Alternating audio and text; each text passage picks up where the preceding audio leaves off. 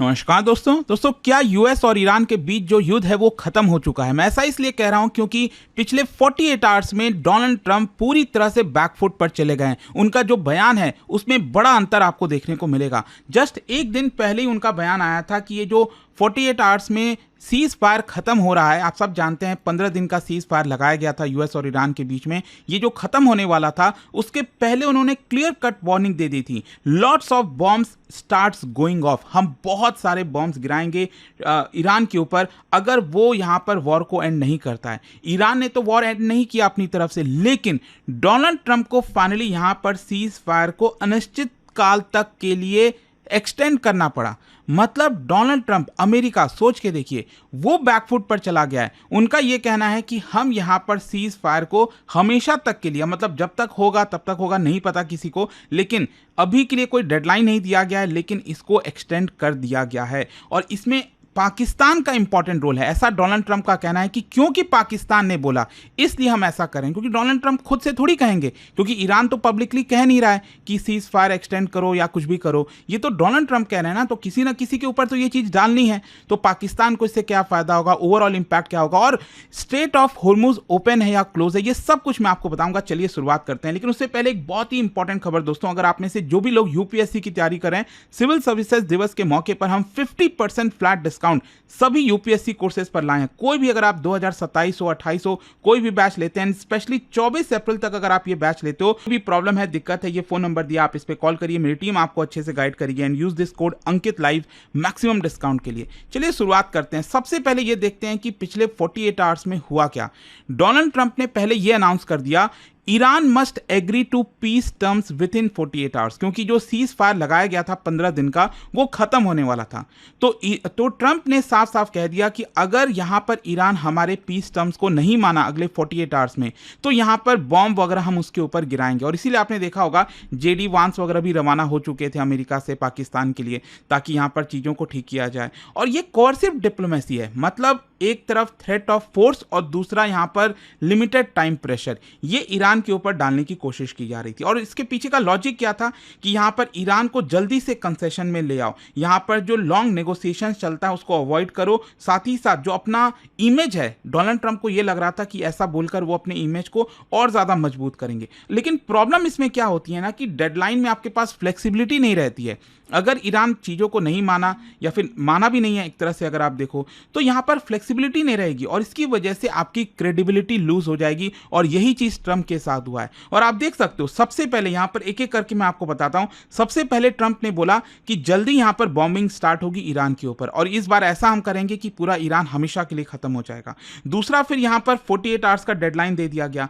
फिर उसके बाद जस्ट यहाँ पर जैसे ये सीज फायर का खत्म होने वाला था 15 दिन का, तुरंत जस्ट उसके पहले सीज फायर को हमेशा तक के लिए एक्सटेंड कर दिया गया है। मतलब ट्रंप का यह कहना है कि जब तक बातचीत से कोई चीज नहीं सुलझ जाता तब तक यह सीज फायर चलता रहेगा। लेकिन उसके बावजूद भी यहां पर ट्रंप ने यह कहा कि मिलिट्री ऑप्शंस हमेशा के लिए खुले हैं, ईरान को कोऑपरेट करना चाहिए। आप देख रहे हो ना किस तरह से ऊपर नीचे अपनी बातों को किया जा रहा है ट्रंप के द्वारा। अच्छा, ट्रंप ने यह सीज फायर एक्सटेंड क्यों किया, इसके पीछे का कारण समझिए। एक तो जो इकोनॉमिक प्रेशर है ना, ग्लोबली बहुत ज्यादा हो गया था, ऑयल की सप्लाई डिसरप्ट। आप सोच के देखो ना कि अभी ये सीज फायर एक्सटेंड तो कर दिया गया, उसके बावजूद भी जो क्रूड के प्राइसेस हैं वो $100 चला गया है। मतलब एक्चुअल में होना क्या चाहिए कि यहां पर क्रूड के प्राइसेस वापस से $80 $70 तक पहुंच जाने चाहिए। एक्चुअली बीच में ऐसा हुआ भी था, ऐसा लग रहा था कि ईरान और यूएस जो है कोऑपरेट कर रहे हैं, ये $80 के नीचे चला जाएगा। लेकिन वापस से ऐसा लग रहा है कि क्योंकि ईरान भी यहां पर मानने के लिए तैयार नहीं है, ईरान को भी लग रहा है कि वो इस समय मजबूत स्थिति पे है, तो इसी की वजह से पूरे कंफ्यूजन जैसा क्रिएट हो रखा है। और मार्केट को कंफ्यूजन कभी भी पसंद नहीं है, और इसी की वजह से आप देखोगे ग्लोबल इकोनॉमिक प्रेशर काफी बढ़ गया। यूरोपियन यूनियन हो, एशियन इकोनॉमीज हो, भारत भी हो, सभी ये चाह रहे थे कि ये जो ऑयल के प्राइसेस हैं उसको कंट्रोल किया जाए। फिर इसके अलावा डिप्लोमेटिक मीडिएशन, पाकिस्तान का रोल, ये मैं आपको डिटेल से बताऊंगा और इसके बारे में आगे। लेकिन इससे पाकिस्तान को क्या फायदा होगा, क्या चीजें, क्योंकि डोनाल्ड ट्रंप ने तो कहा है कि देखो पाकिस्तान ने हमसे ऐसा कहा, आसिम मुनीर के रिक्वेस्ट पर हमने ये जो सीज फायर है वो हमेशा के लिए एक्सटेंड कर दिया है। और साथ ही साथ ध्यान रखिएगा, अगर वॉर वापस से स्टार्ट होता तो ये और ज्यादा रीजनली एस्केलेट हो सकता था। Lebanon, Iraq, Yemen, gulf countries पूरे चपेट में आ जाते। आप सब जान ही रहो कितना ज़्यादा नुकसान हुआ है गल्फ कंट्रीज़ का। तो ये सारी चीज़ों में प्रॉब्लम थी। लेकिन यहाँ पर अगर आप देखोगे ना, तो ट्रंप बिग क्रेडिट दे रहे हैं आसिम मुनीर को, शहबाज शरीफ को, ईरान सीज फायर के लिए। अब क्वेश्चन ये है कि इससे पाकिस्तान को क्या फ़ायदा हो रहा है। देखो, पाकिस्तान अभी तक क्या इमेज बन रही थी, टेररिज्म की, इंस्टेबिलिटी की, कि यहाँ पर डूब रहा है पाकिस्तान। तो पाकिस्तान भी इस पर्टिकुलर मुद्दे के थ्रू अपना जो इमेज है उसको सुधारने की कोशिश कर रहा है कि हम एज अ सोल्यूशन स्टेट है, मीडिएटर हैं। मतलब अपना जो ट्रांसफॉर्मेशन है, जो इमेज ट्रांसफॉर्मेशन है, वो डिप्लोमेटिक रूट्स के थ्रू सुधार रहा है। फिर दूसरा यहाँ पर यूएस के साथ एंगेजमेंट। जब से अमेरिका, जब बाइडेन के समय अमेरिका जो है विड्रॉ किया था अफगानिस्तान से, तो उसके बाद अमेरिका और पाकिस्तान में जो बातचीत है वो ऑलमोस्ट रुक ही गई थी। वो तो ट्रंप के आने के बाद पीछे से बहुत सारी डीलिंग्स वगैरह हुई हैं। दुनिया जानती है इस बात को, किस तरह से क्रिप्टो करेंसीज वगैरह में पाकिस्तान इन्वेस्ट कर रहा है, पाकिस्तान की सरकार। और इसी की वजह से ट्रंप जो है वो खुश है पाकिस्तान से। आसिम मुनीर हो गया, जो भी है। तो यहाँ पर क्या है ना कि जो बातचीत रुक गई थी यूएस और पाकिस्तान के बीच में, वो यहाँ पर वापस से स्टार्ट हो गई है। मतलब पाकिस्तान लीवरेज लेने की कोशिश कर रहा है। फिर तीसरा, इकोनॉमिक लीवरेज। आप सब जानते हो पाकिस्तान में क्या हालात है इकोनॉमिकली।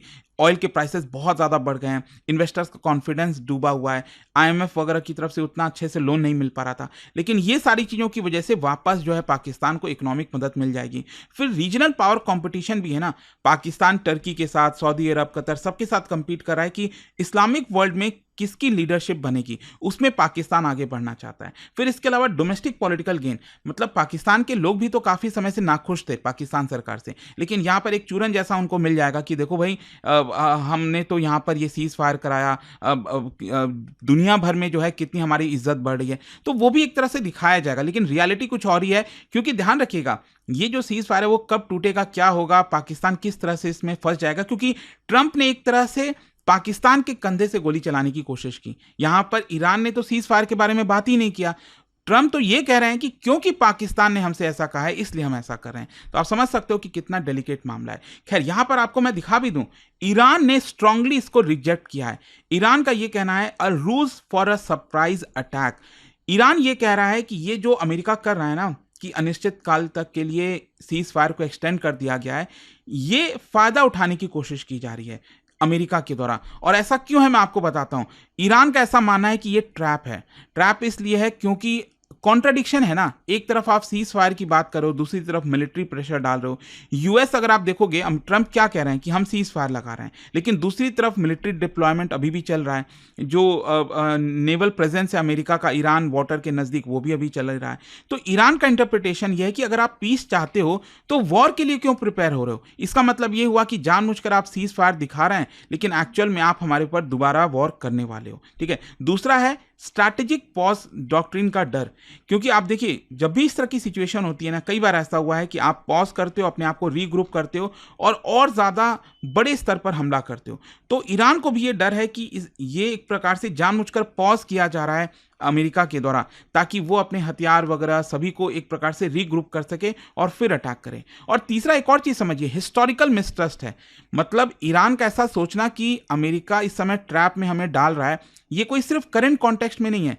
पुराने कॉन्टेक्स्ट में भी अगर आप देखोगे तो 2015 में जेसीपोआ हुआ था, एग्रीमेंट हुआ था ईरान न्यूक्लियर डील। ट्रंप आए, 2018 में विड्रॉ करा दिया।